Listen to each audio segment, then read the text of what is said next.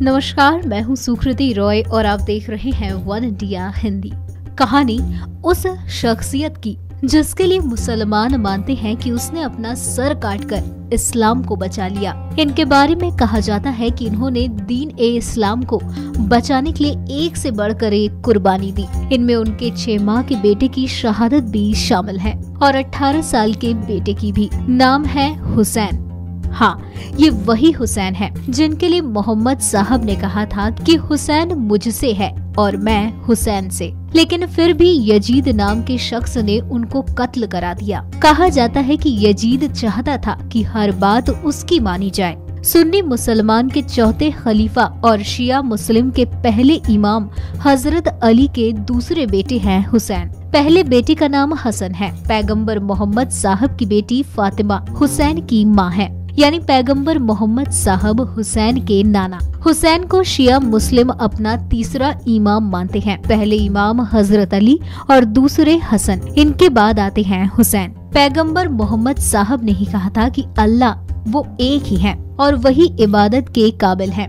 उन्होंने इस्लाम फैलाना शुरू किया। तब लगभग अरब के सभी कबीलों ने मोहम्मद साहब की बात को मानकर इस्लाम धर्म को कबूल कर लिया था। मोहम्मद साहब के साथ जुड़े कबीलों की ताकत देखकर उस वक्त उनके दुश्मन भी उनसे आ मिले, लेकिन उनसे दुश्मनी दिल में पाले रहे और यही दुश्मनी मोहम्मद साहब के दुनिया से चले जाने के बाद सामने आने लगी। पहला हमला उनकी बेटी फातिमा जहरा पर हुआ। जब उनके घर पर हमला किया गया तो घर का दरवाजा टूटकर फातिमा जहरा पर गिरा और उसके जख्म ऐसे हुए कि 28 अगस्त सन 632 में वो इस दुनिया से रुखसत हो गयीं। उस वक्त हुसैन करीब 6 से 7 साल के थे। इनके बाद पैगंबर मोहम्मद साहब के दामाद और फातिमा के शौहर अली को भी दुश्मनों ने कत्ल कर दिया। रमजान का महीना था, 19वां रोजा था। मस्जिद में इब्ने मुस्लिम नाम के शख्स ने तलवार से उस वक्त अली पर हमला किया जब वो नमाज पढ़ रहे थे। वो तलवार जहर में डूबी हुई बताई जाती है, जिससे ऐसा जख्म हुआ कि फिर उनका इलाज ही नहीं हो सका और 21वें रोजे को वो भी दुनिया से रुखसत हो गए। शिया मुस्लिम के मुताबिक अली के बाद उनके बड़े बेटे हसन को भी उसी दुश्मनी में जो मोहम्मद साहब के दौर से थी मार दिया गया। कैद करके रखे गए हसन को जहर देकर शहीद कर दिया गया। बता दें कि किताबों में मिलता है कि 4 मई 680 ईस्वी में इमाम हुसैन ने अपना घर मदीना छोड़ दिया मक्का जाने के लिए। वहाँ वो हज करना चाहते थे। तब उन्हें पता चला कि दुश्मन हाजियों के भेष में उनको कत्ल कर सकते हैं।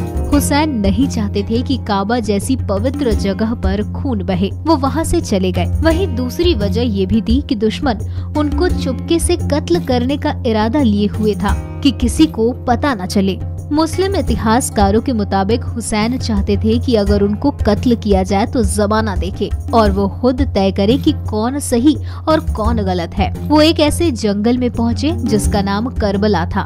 करबला आज इराक का एक प्रमुख शहर है जो इराक की राजधानी बगदाद से 120 किलोमीटर दूर है। करबला शिया मुस्लिम के लिए मक्का और मदीना के बाद दूसरी सबसे प्रमुख जगह है, क्योंकि ये वही जगह है जहां इमाम हुसैन की कब्र है। दुनिया भर से शिया मुस्लिम ही नहीं, बाकी मुसलमान भी इसी जगह आते हैं।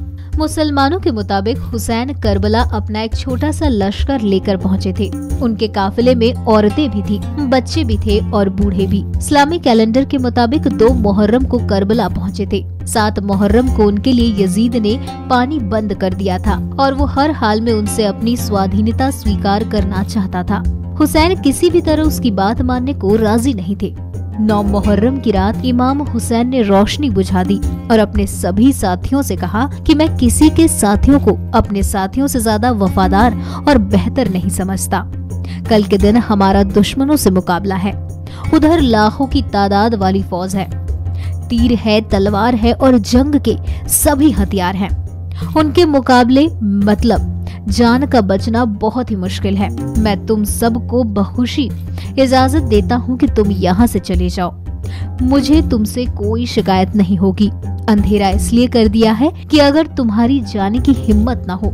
ये लोग सिर्फ मेरे खून के प्यासे हैं। यजीद की फौज उसे कुछ नहीं कहेगी जो मेरा साथ छोड़ के जाना चाहेगा। कुछ देर बाद रोशनी फिर से कर दी गई, लेकिन एक भी साथी इमाम हुसैन का साथ छोड़कर नहीं गया।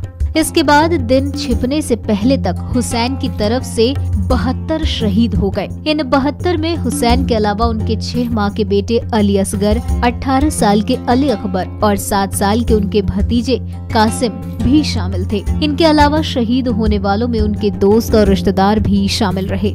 हुसैन का मकसद था खुद मिट जाए, लेकिन वो इस्लाम जिंदा रहे, जिसको उनके नाना मोहम्मद साहब लेकर आए। 71 शहीद हो जाने के बाद यजीद ने शिम्र नाम के शख्स से हुसैन की गर्दन को भी कटवा दिया।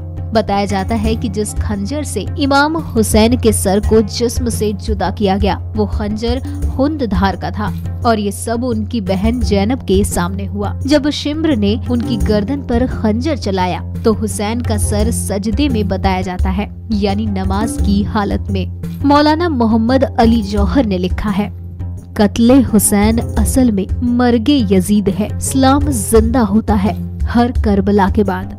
मुसलमान मानते हैं कि हुसैन ने हर जुल्म पर सब्र करके जमाने को दिखाया कि किस तरह जुल्म को हराया जाता है। हुसैन की मौत के बाद अली की बेटी जैनब ने ही बाकी बचे लोगों को संभाला था, क्योंकि मर्दों में जो हुसैन के बेटे जैनुल आबेदीन जिंदा बचे थे वो बेहद बीमार थे। यजीद ने सभी को अपना कैदी बनाकर जेल में डलवा दिया था। मुस्लिम मानते हैं कि यजीद ने अपनी सत्ता को कायम रखने के लिए हुसैन पर जुल्म किए। इन्हीं की याद में शिया मुस्लिम मुहर्रम में मातम करते हैं और अश्क बहाते हैं। हुसैन ने कहा था, जिल्लत की जिंदगी से इज्जत की मौत बेहतर है। फिलहाल इस वीडियो में इतना ही। ऐसी ही कई अन्य जानकारियों के लिए बने रहिए हमारे साथ।